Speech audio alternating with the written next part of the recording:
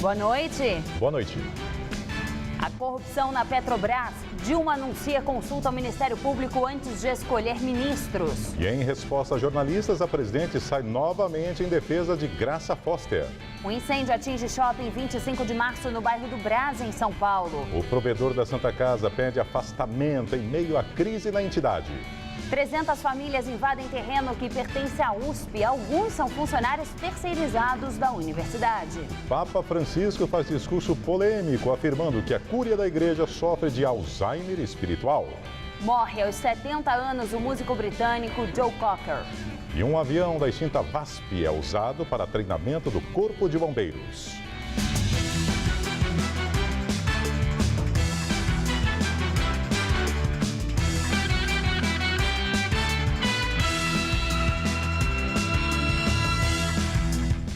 Incêndio atinge o shopping 25 de março, no Brás, região central de São Paulo. O fogo começou de madrugada e mobilizou 40 viaturas do Corpo de Bombeiros e mais de 100 homens da Polícia Militar.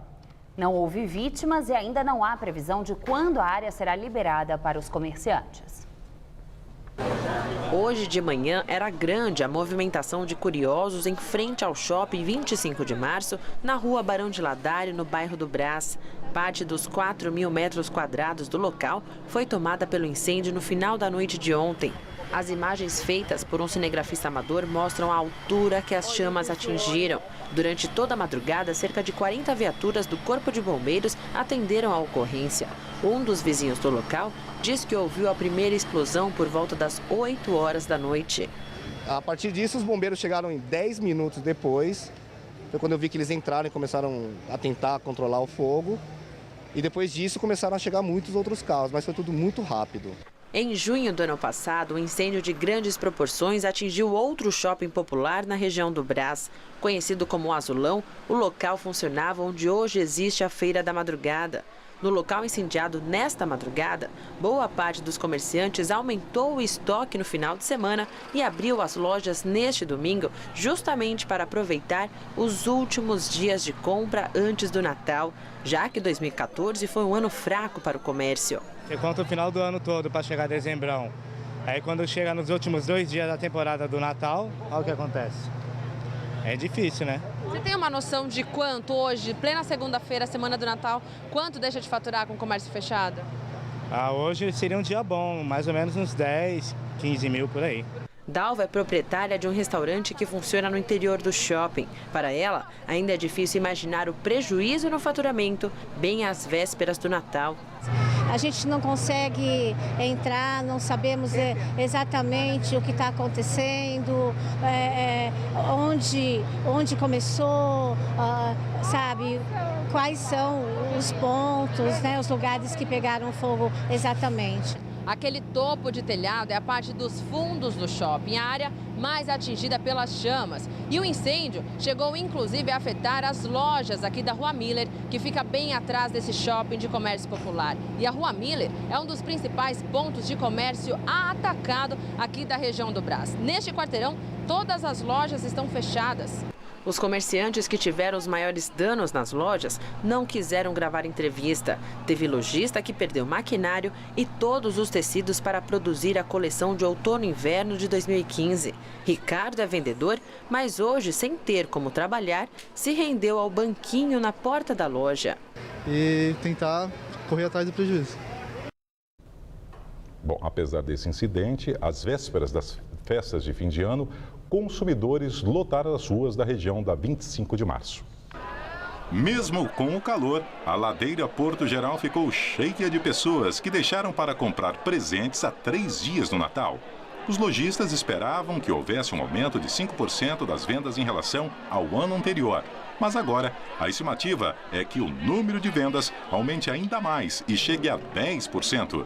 Devido à grande procura, algumas lojas da região estarão abertas todos os dias até o dia 24 de dezembro, mas fecharão as portas mais cedo na véspera do Natal. Além disso, a Companhia de Engenharia de Tráfego informou que um esquema especial de trânsito será feito nas vias comerciais da 25 de março até o dia 24 de dezembro. O assassinato de 2 policiais em Nova York no final de semana acirra a tensão racial no país.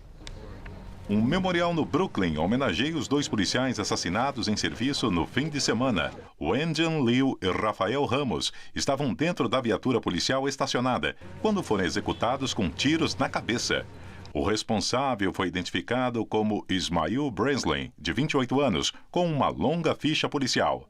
Mensagens dele no Instagram indicam que ele queria matar quaisquer 2 policiais, por vingança pelas mortes de 2 negros desarmados em ações policiais no estado do Missouri. Horas antes, Breslin baleou a namorada, que sobreviveu. Ele teria se matado com a mesma arma e o corpo foi encontrado numa estação de metrô. A polícia de Nova York investiga mais de 15 ameaças contra policiais postadas em redes sociais. Crise financeira na Santa Casa. Khalil Rocha Abdallah, provedor da entidade, pediu o afastamento do cargo. O advogado anunciou ontem que vai se licenciar por pelo menos 90 dias do cargo de provedor da Santa Casa de Misericórdia de São Paulo. Khalil Rocha Abdallah está à frente da Santa Casa desde 2008 e cumpre seu 3º mandato como provedor da instituição.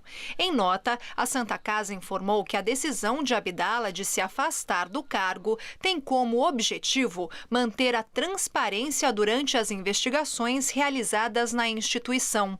Uma sindicância interna já foi aberta para apurar uma série de irregularidades em contratos feitos pela entidade. Na última sexta-feira, médicos e funcionários da Santa Casa fizeram um manifesto pedindo o afastamento imediato de Abdallah. O Sindicato dos Médicos de São Paulo afirmou que o pedido foi feito após diversas denúncias de superfaturamento e irregularidades na administração da entidade, que possui uma dívida estimada em mais de 800 milhões de reais. E já está disponível para consulta a tabela com os valores do IPVA para 2015. Donos de veículos registrados no estado de São Paulo podem verificar o valor do IPVA em toda a rede bancária autorizada. A consulta deve ser feita nos terminais de autoatendimento, pela internet ou direto nas agências. É preciso ter em mãos o Renovando Veículo, número que está no documento do carro. Quem decidir pagar todo o valor em janeiro terá desconto de 3%, mas também é possível parcelar a cota entre os meses de janeiro e março. Os proprietários de veículos fabricados até 2004 têm até o dia 31 de dezembro para substituir os extintores de incêndio veiculares. O descumprimento da medida pode acarretar em multa. Os extintores do tipo BC devem ser substituídos por modelos do tipo ABC. Cerca de 3 milhões de veículos da capital paulista, que foram fabricados de 2004 para trás, deverão trocar de extintor. De acordo com o CONTRAN, o Conselho Nacional de Trânsito, os novos extintores são mais eficazes no combate ao fogo. Quem descumprir a lei terá de pagar multa de R$ 127, pois a infração é considerada grave.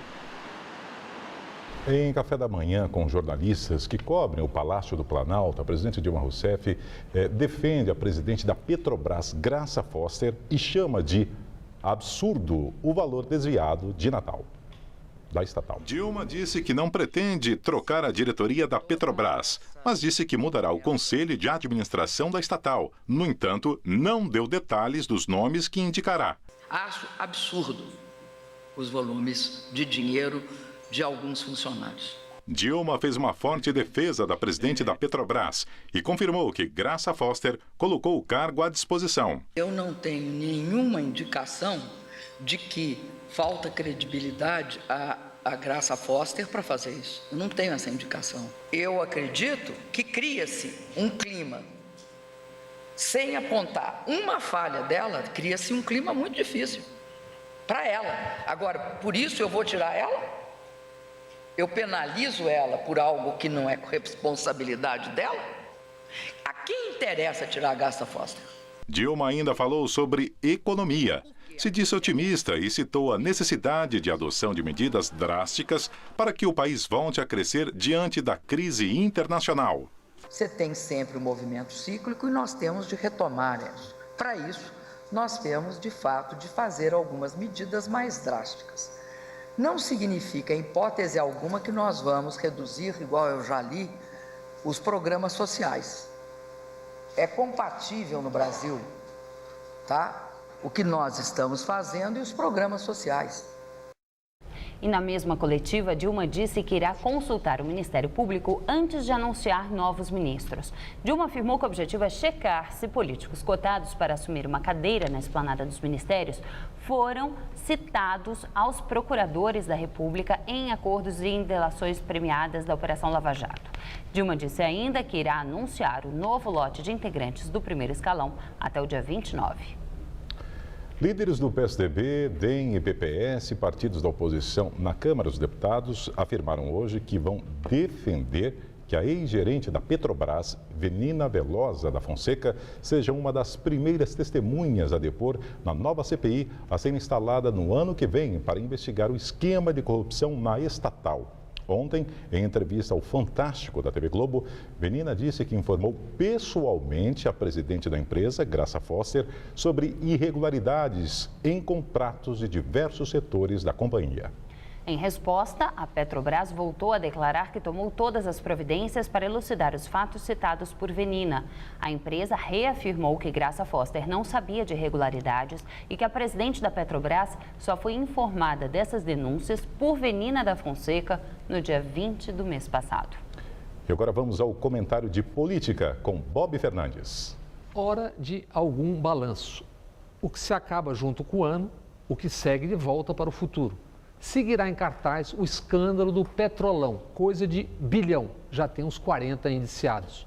Quando o Supremo Tribunal abrir a lata de lixo, em fevereiro, se saberá oficialmente quem são os políticos e se há mais partidos além do PT, PMDB, PP e PSB. Seguirá em cartaz o trençalão do metrô de São Paulo. A conta dessa gatunagem em governos do PSDB baterá nos 800 milhões. Nesse caso, a ladruagem tem eufemismo, chamam de cartel do metrô. Os chamados mensalões, condenados pelo Supremo, petistas até já estão no regime semiaberto. O mensalão do PT é de 2005, o mensalão do PSDB é de 1998. Segue na Justiça em Minas, esperando Godot. O ano termina com Maluf ganhando o TSE atestado de ficha limpa e com o Supremo anulando provas da Operação Chacoal e, consequência, da Satyagraha.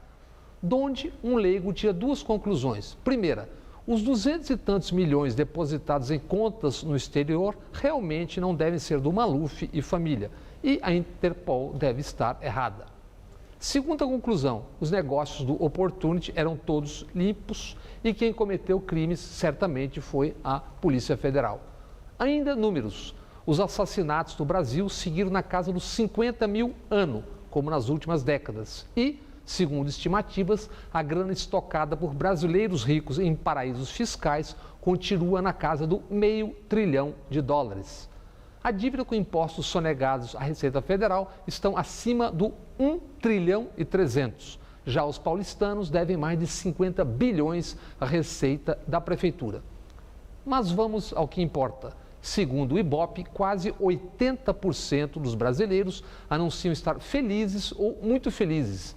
E 93% acreditam que terão uma vida ainda melhor em 2005. Tudo isso faz lembrar Tim Maia e célebre frase: não bebo, não fumo e não cheiro, apenas minto um pouco.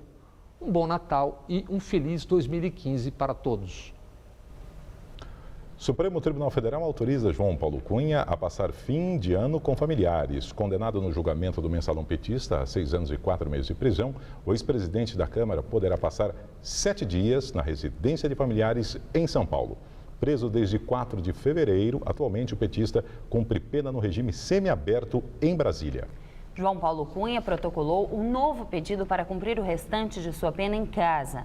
Na semana passada, por 8 votos a 1, os ministros do STF confirmaram a decisão do relator do caso, Luiz Roberto Barroso, que condicionou a concessão do benefício à devolução dos R$536 mil, que, conforme o julgamento do mensalão, foram desviados da Câmara para abastecer um esquema de compra de votos no Congresso. O escândalo financeiro dentro da família real da Espanha. A irmã do rei vai ser julgada por cumplicidade em crimes fiscais do marido. O juiz do caso considerou que a infanta Cristina de Bourbon, irmã do rei Felipe VI, deve ser julgada pelos supostos indícios de 2 delitos fiscais, como colaboradora das fraudes em 2007 e 2008, das quais seu marido Iñaki Urdangarin é acusado. O julgamento pode ser realizado no segundo semestre de 2015. A irmã do rei vai se sentar no banco de réus, juntamente com outras 16 pessoas, incluindo seu marido.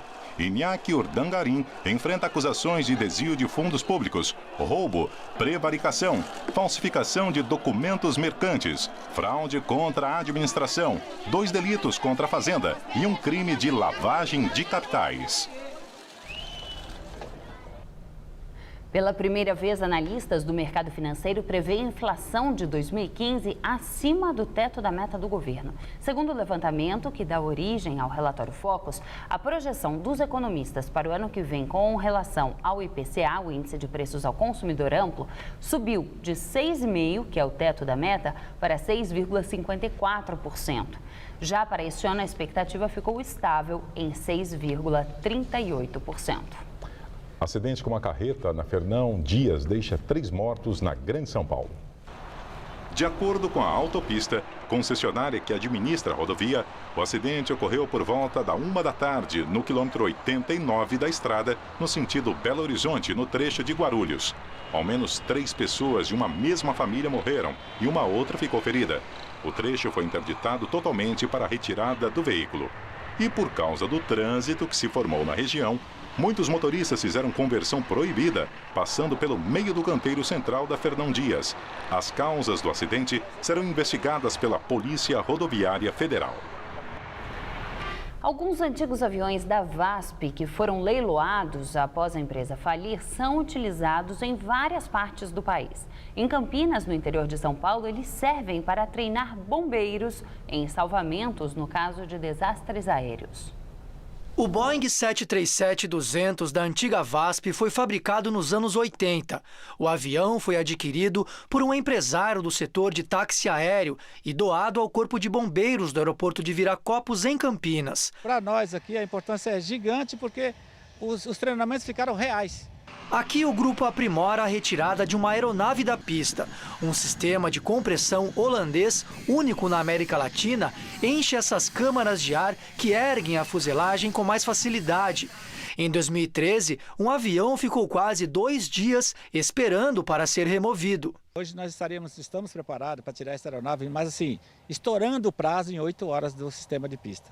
Quando estava em operação, o Boeing tinha capacidade para mais ou menos 140 passageiros. Só que quando ele chegou aqui em Viracopos, ele já chegou assim, ó, sem nenhuma poltrona, sem os assentos. Agora, o que a gente percebe aqui do lado de dentro é que parte da estrutura está até que mais ou menos preservada. As portas, os bagageiros abrem e fecham normalmente. O Boeing fazia parte da antiga frota de 119 aviões da VASP, que chegou a ser a 2ª maior companhia aérea do Brasil. Em 2005, a VASP deixou de voar e 3 anos mais tarde foi decretada a falência.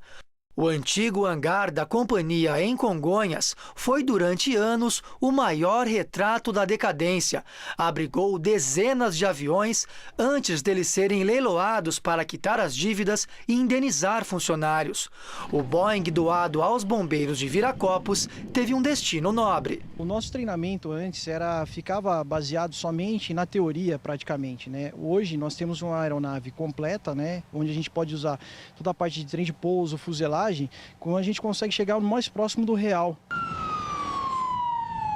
Em poucos segundos, a equipe já está pronta para combater as chamas. O braço mecânico possui uma lança na ponta que possibilita perfurar a fuselagem ou a janela para apagar o fogo dentro da aeronave. A equipe vai fazer agora uma simulação de resgate, como se as chamas já tivessem sido controladas, e os bombeiros vão agora simular o resgate de uma vítima que estaria presa dentro do avião. Em poucos segundos, a vítima fictícia é imobilizada e atendida. A simulação termina com a vítima sendo retirada e colocada na UTI móvel. A gente tem a dimensão da aeronave, a gente tem os espaços onde a gente pode ocupar a aeronave, onde a gente pode descer com a vítima, as entradas e saídas de emergência, as entradas da aeronave. Isso facilita muito o nosso treinamento, o nosso trabalho. O nível do sistema Cantarê se manteve estável durante todo o final de semana. O sistema, que abastece mais de 6 milhões de pessoas na Grande São Paulo, registra 6,7% de sua capacidade. O valor é o mesmo desde a sexta-feira passada.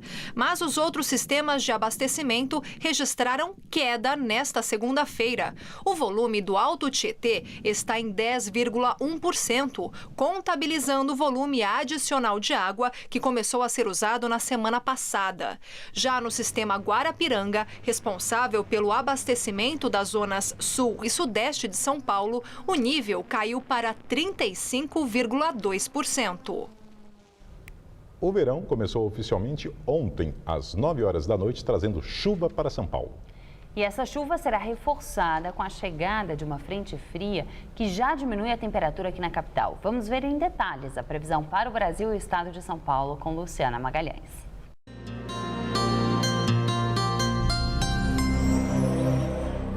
Depois de muita chuva no sul do Brasil, uma massa de ar polar ganha força. A chuva para e essa massa mantém o tempo firme, deixando a temperatura amena em praticamente toda a região sul, chegando até o sul e oeste do Mato Grosso do Sul. Também não chove amanhã na faixa que vai desde o norte do Pará até o interior da Paraíba. Nas demais áreas do país, o sol aparece entre pancadas de chuva, mas essa chuva pode ser mais intensa em Rondônia e também em São Paulo. Máximas amanhã de 20 graus em Curitiba e de 32 em Fortaleza. A terça-feira será de chuva em São Paulo devido à chegada de uma frente fria e as temperaturas caem um pouco em relação aos últimos dias. No centro-oeste, máxima de 29 graus em Presidente Prudente. No centro-norte, máxima de 26 em São Carlos e também em Barretos. E a praia não vai estar muito convidativa amanhã. A máxima não deve passar dos 25 graus no litoral. Na capital, tanto na terça quanto na quarta, o tempo deve ficar chuvoso, com máximas de 22 e 23. E na quinta, dia de Natal, o sol volta a brilhar tímido e são esperadas pancadas de chuva à tarde e à noite. A máxima sobe para os 27 graus. Eu volto daqui a pouco no Jornal da Gazeta, edição das 10. Até lá! E agora vamos ao comentário do especialista em meio ambiente e sustentabilidade, Ricardo Carvalho. O Nordeste brasileiro dá o exemplo e sai na frente ao desenvolver pela primeira vez no país o uso de carros elétricos em sistema de compartilhamento para diminuir a emissão de gases de efeito estufa. O sistema é como o das bicicletas. Você aluga o carro e o devolve em uma das 3 estações já determinadas. O sistema está em experiência no Recife. A primeira cidade do mundo a implantar algo assim foi Paris, que já tem 250 estações em funcionamento. Esta iniciativa pernambucana se junta a milhares de experiências que estão se multiplicando mundo afora em vários ramos de atividade em busca da sustentabilidade do planeta. Na Holanda, onde existem mais bicicletas do que habitantes, o governo está trabalhando na criação de uma bike inteligente, com câmeras, sensores de movimento e um computador de bordo. Tudo para garantir mais segurança e evitar acidentes. Engenheiros indianos e ingleses tiveram uma ideia genial e criaram uma máquina individual capaz de dessalinizar a água do mar. É o primeiro equipamento portátil que retira o sal da água e que pode ser levado para qualquer lugar. Já pensou a gente olhar aquele marzão todo e imaginar que aquela água toda pode ser potável? Na China, estudantes bolaram uma máquina capaz de transformar grãos e sementes em óleo de cozinha, garantindo a qualidade e a procedência. Uma outra bela sacada vem da Alemanha. Um supermercado onde os produtos não têm embalagens, o que evita a imensa quantidade de lixo que atormenta nossas vidas. Além disso, o consumidor pode comprar apenas a quantidade exata de alimentos que precisa. Muito bom. Voltando ao Brasil, no Rio de Janeiro foram inaugurados 2 locais sustentáveis para a prática de religiões. Já na internet, tem um mapa com mais de 400 feiras de alimentos orgânicos em todo o Brasil e ainda uma plataforma para calcular e neutralizar a emissão individual de gás carbônico. São milhares de iniciativas e o portal Ciclo Vivo tem se especializado na divulgação delas. Se você quiser mais informações, é só mandar um e-mail para sustentabilidade@tvgazeta.com.br que eu vou ter o prazer de responder. Boa noite. 300 famílias invadem terreno no Butantã, que pertence à Universidade de São Paulo. Segundo lideranças do movimento, entre os invasores estão funcionários terceirizados da USP. Eliene conta que decidiu invadir o terreno para se livrar do aluguel de R$ 450. Ela e os 3 filhos pequenos passam o dia no acampamento e o marido fica à noite. Não é muito desgastante isso? Né? Mas tem jeito, que a gente precisa. Mas a gente precisa ter que correr atrás. O terreno, invadido no sábado, pertence à Universidade de São Paulo. Fica bem ao lado da portaria do hospital universitário. Para entrar, as famílias fizeram um buraco no muro alto que cerca toda a área. E mesmo debaixo da chuva que caiu esta tarde, as pessoas continuavam a fincar estacas e a estender lonas de plástico. A maior parte das famílias paga aluguel em favelas aqui da região mesmo do Butantã e do Jaguaré. E há entre os invasores também muita gente que trabalha na USP. É o caso de Vaneuza. Ela trabalha na limpeza, é funcionária terceirizada e diz que pelo menos outros 40 colegas também demarcaram espaço no terreno. Porque o aluguel aqui na Sanremo é muito caro, né? Eu mesmo pago R$600. Será que não dá nenhum problema para você lá no seu emprego? Não, as pessoas lá já estão tudo sabendo. Dá não. Tá sabendo lá? Dá não. Seu chefe já sabe? Sabe. O que ele falou? Ela falou que torce para dar certo, né? Entendi. Porque ela mesma paga aluguel e sabe que não é fácil. A coordenadora do grupo diz que a invasão não foi organizada por nenhum movimento de moradia. Diz que famílias vizinhas se juntaram e tomaram a iniciativa. A intenção é negociar com a USP a doação do terreno, se não, a possibilidade de pagar por ele. Se eles quiserem negociar, como eu estava te falando, a gente ficar com o terreno e pagar todo mês, ótimo. As famílias aceitam pagar aqui? Aceitamos. Nós pagamos aluguel absurdo dentro da comunidade. Então, por que não nós não pagar no terreno que é pra gente? O Jornal da Gazeta entrou em contato com vários departamentos da USP para saber o posicionamento da universidade, mas nossas ligações não foram atendidas. A região sudeste concentra 77 escolas entre as 100 que tiveram melhor desempenho no Enem 2013. Destas, 28 ficam no estado de São Paulo.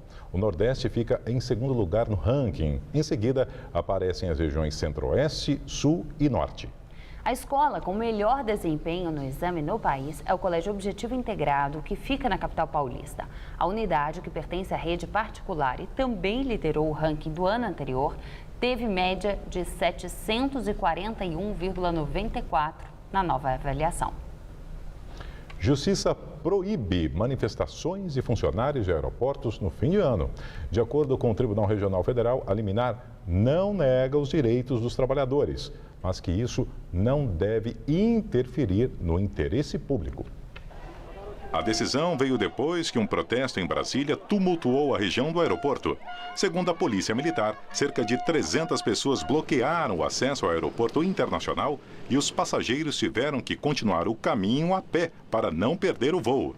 Os funcionários querem aumento salarial de 11%. As empresas aéreas concordaram em estabelecer 6,33%. No entanto, outra negociação está marcada para dia 7 de janeiro.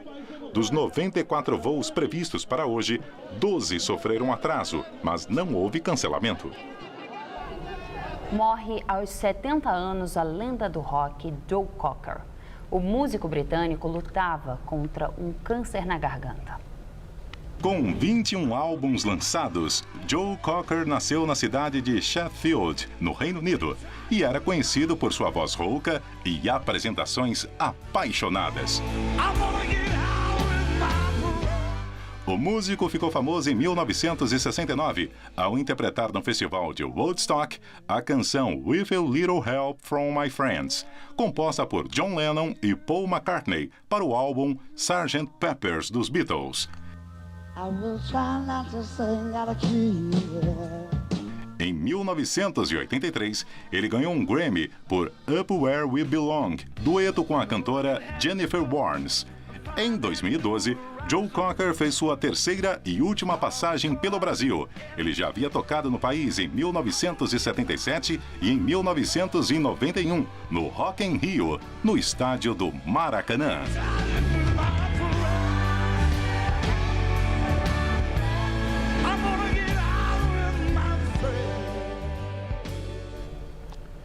A seguir, as notícias do esporte. E o ferromodelismo resiste ao tempo. Apaixonados pelos trens em miniatura se reúnem no Ibirapuera e tentam manter a tradição.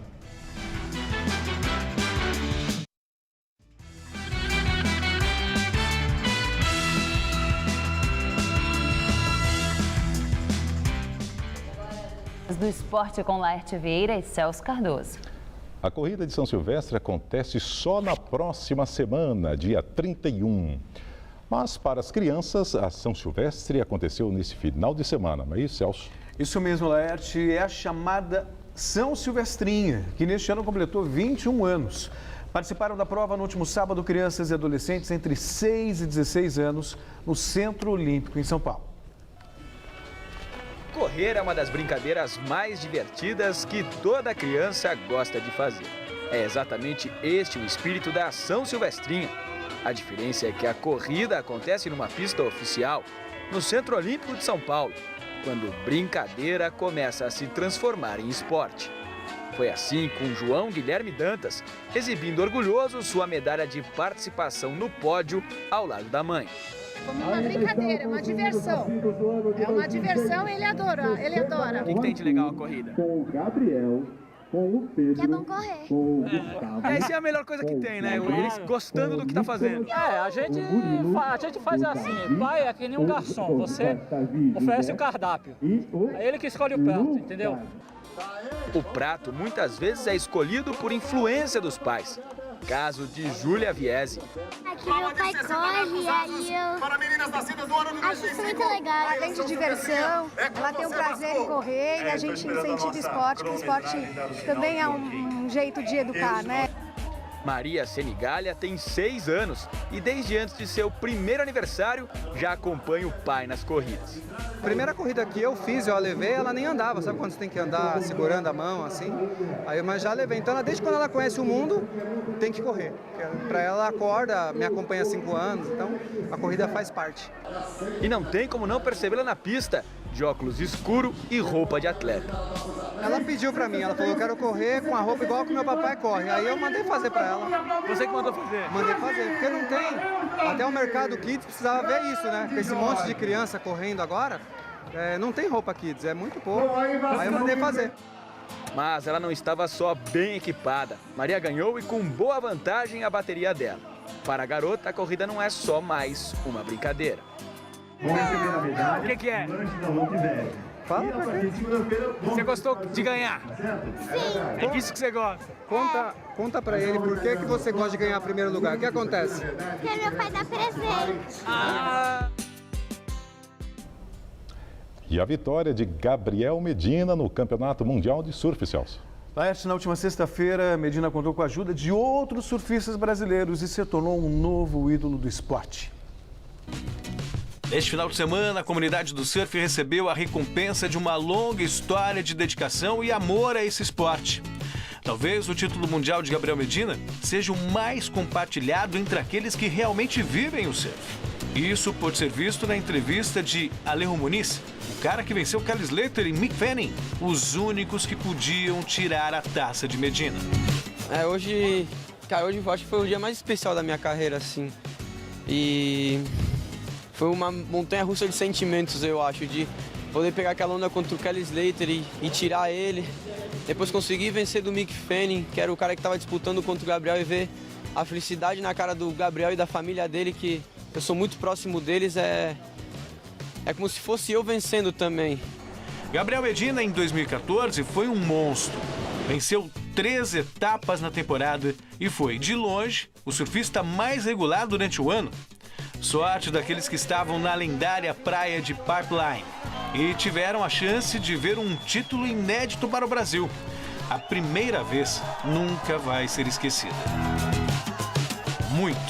Muitos mesmo, tentaram chegar ali, mas o destino quis que o garoto homem de apenas 20 anos conseguisse. Eu não sei porquê, Deus me escolheu,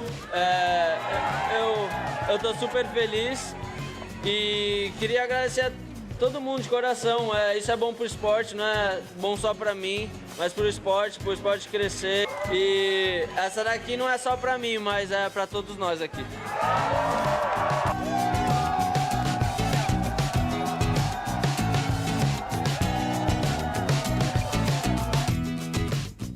Celso, impossível sintetizar melhor essa vitória, né? Foi bom, ele mesmo definiu muito bem, bom para o esporte, não só para mim. Sim. E que ajuda que ele teve do Alejo Muniz, né? Simplesmente eliminou 2 campeões. 2 campeões, exatamente. E tem ele falou, atribuiu a Deus, então, mas na verdade isso é fruto também de muito trabalho, de foco, de disciplina. Ele tem só 21 anos, completando hoje, diga-se de passagem. É o 2º campeão mais jovem da história do surf, perdendo só para o Kelly Slater, que foi campeão com 20 anos e 10 meses e hoje tem 11 títulos. Então, levando em consideração o futuro que ele tem pela frente, a gente pode supor, pode imaginar, que foi apenas o primeiro título de muitos. E fez lembrar o Guga, né? É verdade. Um outro esporte. Celso, muito obrigado. Boa noite. Boa noite, até amanhã. Juliana. Eles usam desde a década de 60 uma área pública bem ao lado do Ibirapuera, na zona sul de São Paulo. Já chegaram a ser mais de 200, mas atualmente são poucos os praticantes de ferromodelismo, um hobby apreciado em todo o mundo. Mas a paixão pelos trens em miniatura é responsável por manter viva a tradição. Já faz meio século que apaixonados por trens, fãs de miniaturas e do ferromodelismo se encontram nesse espaço. Por muitos anos, o local era improvisado e quase foram obrigados a deixá-lo. Hoje, com pouco mais de 60 sócios, o grupo conta com o apoio da prefeitura para manter viva a tradição. Você tem de tudo, do cara que constrói, do cara que coleciona, do cara que opera, do cara que gosta de diorama. Você tem é bem livre isso. E tem o pessoal que vem aqui só para bater papo. É sócio que vem aqui só para conversar, só para falar do quê? De trem. A minha grande curtição é a miniatura mesmo. Então, ao contrário de alguns sócios que curtem o trem mesmo. Então, assim, eu entendo menos de trem, de verdade, mais do modelo. E é exatamente essa paixão que gerações dividem aqui. Alberto entrou no grupo ainda adolescente, na década de 70, e é o sócio ativo mais antigo. Descobri, fazendo essas pesquisas ferroviárias, né, da história do Estrada de Ferro de São Paulo, meu bisavô lá na região de Jaú, Dourado, trabalhou na ferrovia lá. Então isso aí tá no sangue. Parece brincadeira de criança, mas para eles isso daqui é levado a sério. São locomotivas, paisagens, vagões, tudo numa escala muito pequena, 87 vezes menor do que um tamanho normal. E não é nada barato. Os preços são de gente grande. Com peças e estruturas nacionais e importadas, as maquetes e miniaturas podem ultrapassar os R$20 mil.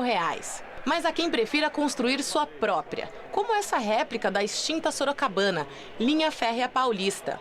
O trabalho vai além da montagem. A ideia é reconstruir cenários, ambientes e períodos históricos, com locomotivas, vagões e os famosos ruídos peculiares dos trens. Você tem essa parte da decoração, você tem a parte estrutural da maquete, você tem a parte da eletrônica, você tem a parte da marcenaria. Então é um hobby que se estende por muitos ramos. Isso que eu acho bacana no ferromodelismo. É você transformar a vida real num micromundo, na verdade, né? Com o movimento.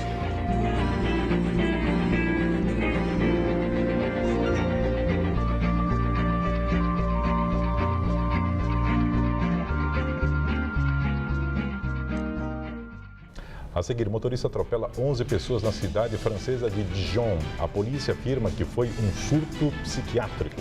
E Papa Francisco dá duro recado para a Igreja Católica. Ele disse a padres, bispos e cardeais que o carreirismo e a cobiça contaminaram a cúpula da igreja.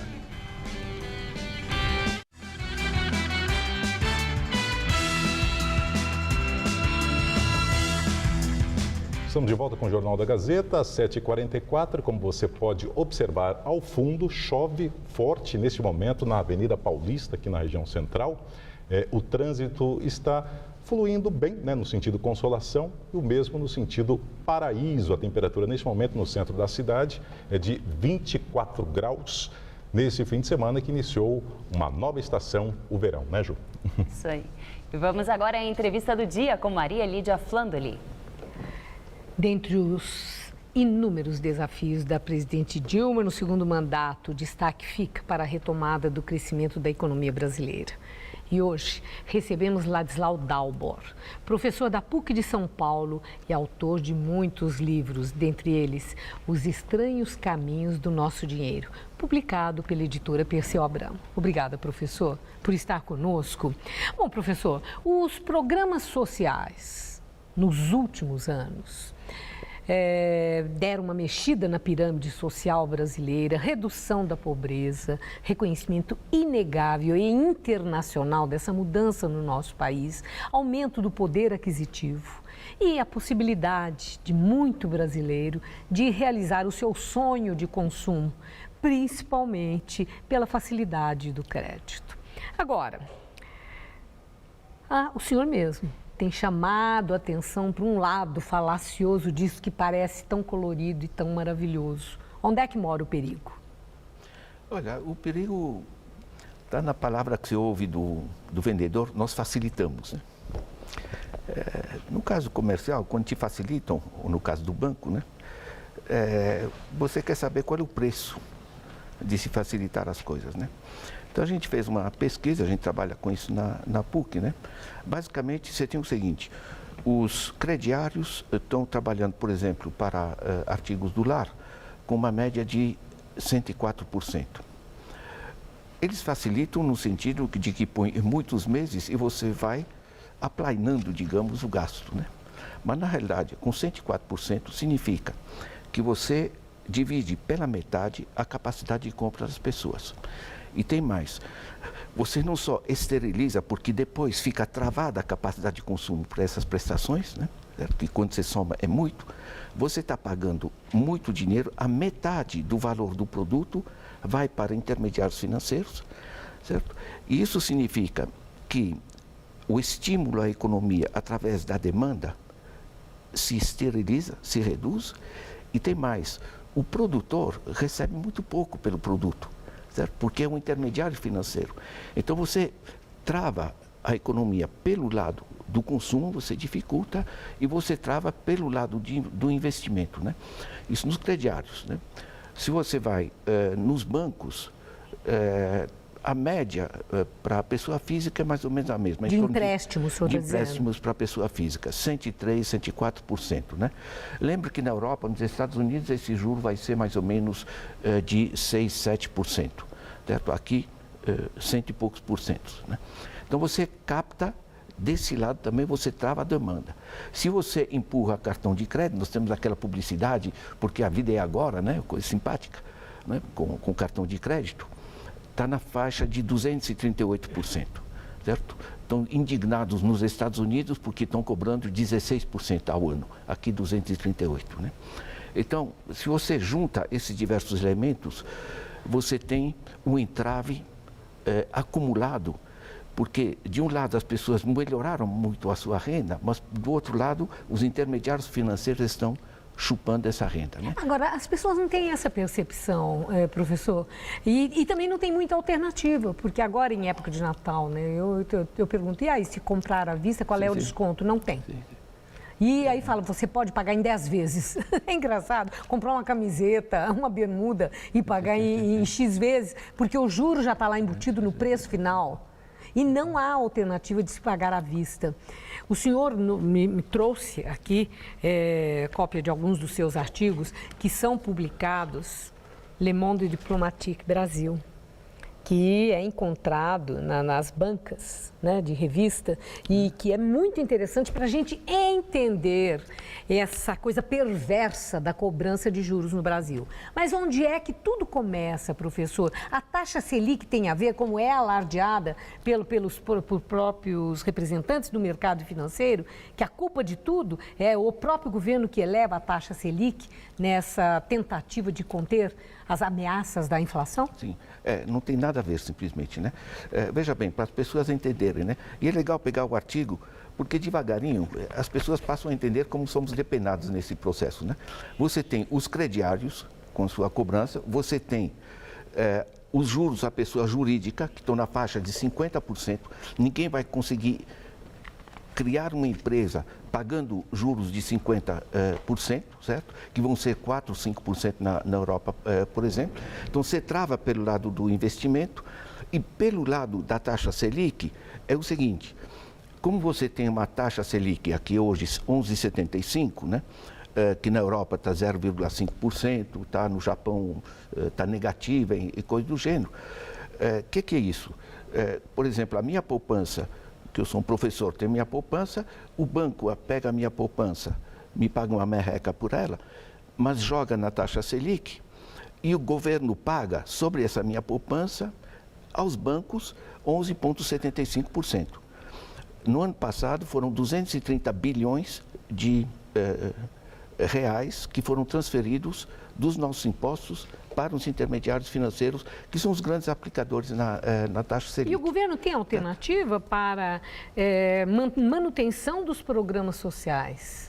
A manutenção do poder de compra de renda, melhora na possibilidade, na renda e poder de compra do cidadão brasileiro e contenção dessa voracidade que o senhor está descrevendo aqui por parte do sistema financeiro e dos bancos? Olha, você deve lembrar que no ano passado a Dilma tentou reduzir os juros através dos bancos públicos e reduzir a taxa Selic, que chegou a 7,5%. Durou pouco. Durou pouco pela pressão internacional brutal, a pressão dos bancos. Lembre que os bancos são grandes financiadores de políticos no Brasil. Isso é um vetor político, né?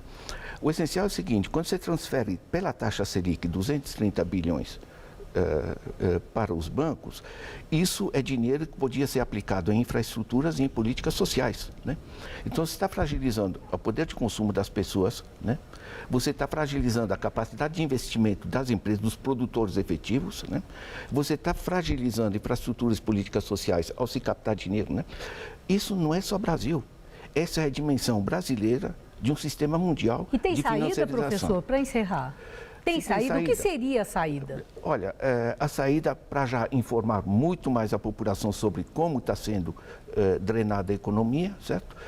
E começar a organizar os controles, sobretudo do sistema de evasão fiscal, inclusive para os paraísos fiscais, né? Quer dizer, aí é a Receita Federal que tem que entrar. Polícia Federal. Tem que entrar a Polícia Federal, né? Os americanos estudaram no Brasil, por exemplo, só de transferências ilegais por sobrefaturamento, o que se chama mispricing, né? São cerca de 80 bilhões de reais que são transferidos para fora, certo? Saiu agora o Itaú e o Bradesco, as suas contas no paraíso fiscal de Luxemburgo, né?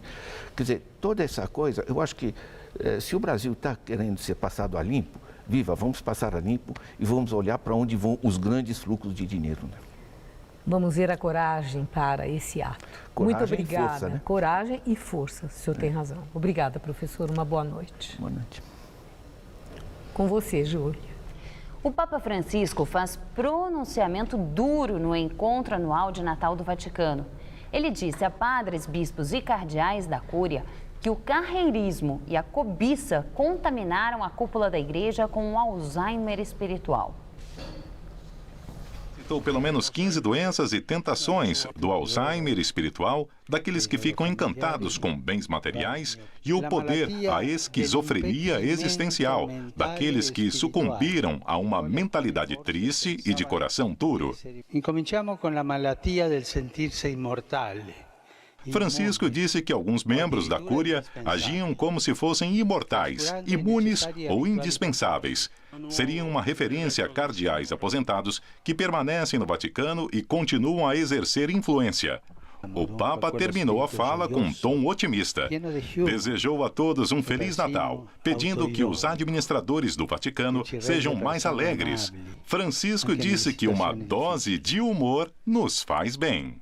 Quanto bene ci fa una buona dose di sano umorismo. O motorista joga o carro contra pedestres e atropela 11 pessoas na cidade francesa de Dijon. A polícia afirma que foi um surto psiquiátrico e não um ato terrorista. O ataque aconteceu no centro de Dijon, cidade a 300 quilômetros a sudeste de Paris. Durante meia hora, o motorista de 40 anos tentou atingir muitos pedestres. Testemunhas dizem que ele gritava em árabe: "Deus é grande". 11 pessoas ficaram feridas, 2 delas em estado grave. O homem foi parado depois de perseguição policial, detido e levado a um hospital psiquiátrico. A polícia informou que ele tem problemas mentais, com 157 passagens por uma clínica psiquiátrica nos últimos 15 anos. O Jornal da Gazeta termina aqui. A edição de hoje pode ser vista daqui a pouco no site tvgazeta.com.br/Jornal da Gazeta. E mais notícias você acompanha no Jornal da Gazeta, edição das 10. Boa noite. Até daqui a pouco na edição das 10 e nós voltaremos também amanhã às 19 horas. Uma boa noite e até lá. Conheça o voluntário que lê histórias para crianças carentes em Amor Concreto. Hoje, 11h30 da noite.